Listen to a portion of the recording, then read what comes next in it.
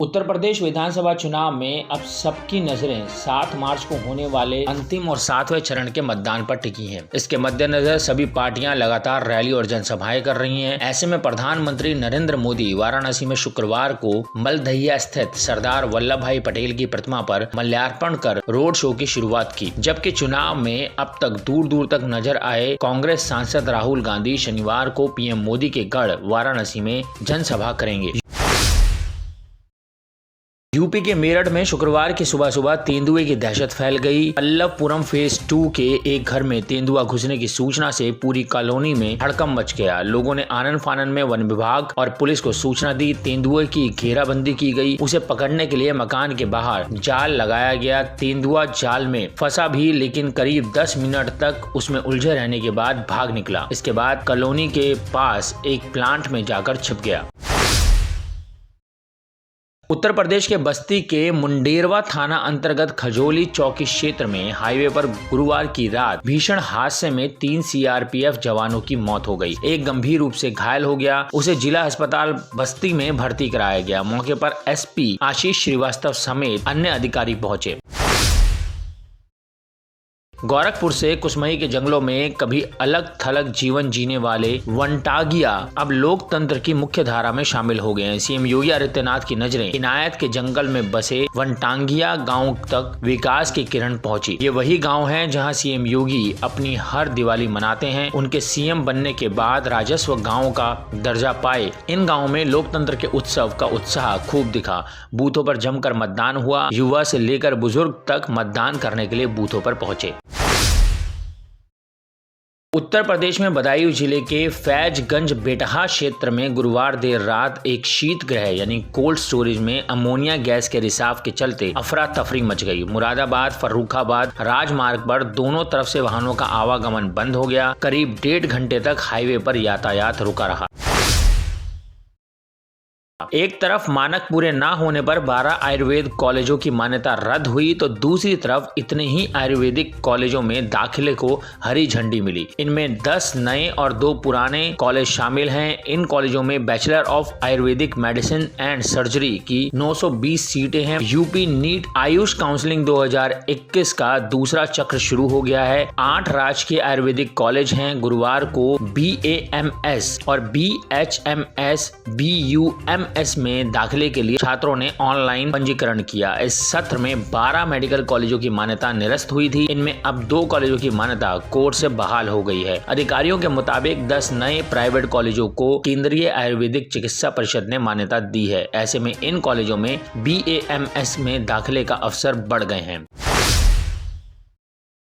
केंद्रीय राज्य मंत्री अश्विनी कुमार चौबे ने कहा कि यूपी में सपा बसपा और कांग्रेस का सूपड़ा साफ हो चुका है। डबल इंजन की सरकार को जनता का आशीर्वाद मिल चुका है। भाजपा को हर वर्ग समर्थन दे रहा है। अब प्रदेश में बुलडोजर देखते ही अपराधी भाग खड़े होते हैं।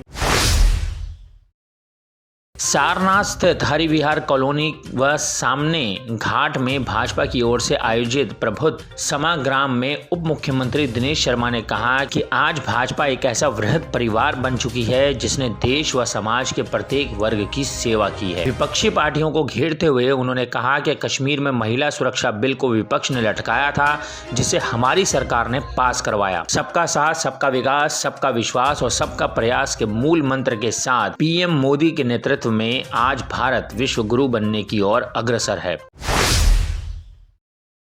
ऑपरेशन गंगा के तहत यूक्रेन से लौटे छात्रों से प्रधानमंत्री नरेंद्र मोदी ने बाबतपुर एयरपोर्ट पर मुलाकात की। एयरपोर्ट के टर्मिनल भवन के पास पीएम ने 19 छात्रों से मुलाकात कर उनका हाल जाना। परिवार के कुशल क्षेम पूछने के साथ ही कहा कि हमारे बच्चे विदेश में पढ़ाई करने के लिए जाते हैं। सरकार अब मेडिकल कॉलेज की पढ़ाई की सुविधा कम से कम पैसों में यहीं देगी। एक महिला के शराबी पति ने गंडासे से गला काटकर उसकी हत्या कर दी। बच्चों के शोर मचाने पर आसपास के लोग मौके पर पहुंचे। लोगों ने इसकी सूचना पुलिस को दी। पुलिस ने आरोपी पति को गिरफ्तार कर लिया। सलेमपुर कोतवाली क्षेत्र के धनौती गांव राय की रहने वाली शांति देवी उम्र 30 वर्ष का पति जय गोविंद यादव शराब का आदी था। इसे लेकर पति पत्नी के बीच विवाद होता रहता था। गुरुवार को शांति देवी दोपहर में मतदान करने गई थी। सकौती शुगर मिल में चीफ इंजीनियर पर स्कूटी सवार बदमाशों ने जान से मारने की नीयत से फायरिंग कर दी थी। फायरिंग के बाद आरोपी फरार हो गए थे। पूरी घटना सीसीटीवी कैमरे में कैद हो गई थी। थाने पर मद्देनजर यतेंद्र पवार ने दादरी ग्राम प्रधान प्रवीण कुमार सहित 2 अन्य के खिलाफ मुकदमा दर्ज कराया था। आरोपी फरार हो गए थे। पुलिस आरोपी की तलाश में जुटी हुई थी। पुलिस ने गुरुवार की देर रात मामले में फरार आरोपियों की मदद करने के एक आरोपी सकौती निवासी पूर्व प्रधान मुकेश हिरासत में लेते हुए शुक्रवार को जेल भेज दिया है। मेरठ के कंकड़खेड़ा में विवादित जमीन पर शव दफनाने को लेकर गुरुवार देर शाम 2 पक्षों में संघर्ष हो गया। भाजपा नेताओं और हिंदू संगठन के सदस्यों पर हमला किया गया। मारपीट में 3 भाजपा नेता घायल हो गए। पुलिस ने लाठियां फटकार कर भीड़ को खदेड़ा। भाजपाइयों और हिंदू संगठन के सदस्यों के साथ पुलिस की झड़प हुई। दुष्यंत रोहटा को गिरफ्तार कर लिया गया। और अगली खबर मलपुरा आगरा से है। आगरा ग्वालियर रोड के नगला माक रोल पर शुक्रवार को कैंटर ग्वालियर रोड के किनारे खड़े दूसरे कैंटर में टकरा गई, जिसमें सवार सिपाही घायल हो गया, लेकिन मौके पर उसकी पत्नी और बच्चे की मौत हो गई। मलपुरा पुलिस ने घायल सिपाही और चालक को इलाज के लिए भेज दिया है। पिपराइच विधानसभा क्षेत्र के कंपोजिट विद्यालय जंगल सुबान अली में बूथ संख्या 322 व 323 को पिंक बूथ बनाया गया था। पीठासीन अधिकारी समेत सभी 8 मतदान कर्मी महिलाएं थी और पिंक कलर परिधान धारण की थी। 1800 मतदाताओं में से 1281 ने अपने मताधिकार का इस्तेमाल किया। करीब 71% मतदाताओं ने वोट की चोट की। उत्तर प्रदेश के विधानसभा चुनाव में मुख्यमंत्री योगी आदित्यनाथ की सीट पर देश भर की निगाहें टिकी हैं। गुरुवार को हुए मतदान के बाद पिछले विधानसभा चुनाव की तुलना में हुए अधिक मतदान के आंकड़े चर्चा का विषय बन गए हैं। दावा किया जा रहा है कि शहर सीट के लिए जीत हार का अब तक सबसे बड़ा अंतर दिखेगा। सीएम योगी की वजह से इस सीट पर सारे देश की निगाहें टिकी हैं। परसेंटेज जानने के लिए देश के कोने कोने से देर रात तक गोरखपुर के लोगों के फोन आते रहे।